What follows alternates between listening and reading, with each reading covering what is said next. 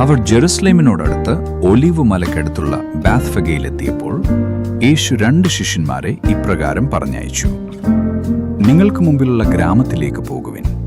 അവിടെ ചെന്നാലുടൻ കെട്ടിയിട്ടിരിക്കുന്ന ഒരു കഴുതയെയും അതിനോടുകൂടെ ഒരു കുട്ടിയെയും നിങ്ങൾ കാണും.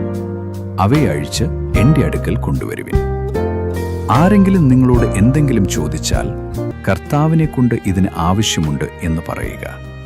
ഉടനെ അവൻ അവയെ വിട്ടയക്കും. സിയോൻ പുത്രിയോട് പറയുവിൻ, ഇതാ നിന്റെ രാജാവ് വിനീതനായി കഴുതപ്പുറത്ത്, അതെ, ഒരു കഴുതക്കുട്ടിയുടെ പുറത്ത് കയറി നിന്റെ അടുക്കൽ വരുന്നു എന്ന് പ്രവാചകൻ വഴി അരുളി ചെയ്തത് പൂർത്തിയാകാനാണ് ഇത് സംഭവിച്ചത്. ശിഷ്യന്മാർ പോയി യേശു കൽപ്പിച്ചതുപോലെ ചെയ്തു. അവർ കഴുതയെയും കുട്ടിയെയും കൊണ്ടുവന്ന് തങ്ങളുടെ വസ്ത്രങ്ങൾ അവയുടെ മേൽ വിരിച്ചു. അവൻ അതിന്മേലിരുന്നു. ജനക്കൂട്ടത്തിൽ അധികം പേരും തങ്ങളുടെ വസ്ത്രങ്ങൾ വഴിയിൽ വിരിച്ചു. മറ്റു ചിലർ മരങ്ങളിൽ നിന്ന് ചില്ലകൾ മുറിച്ച് വഴിയിൽ നിരത്തി.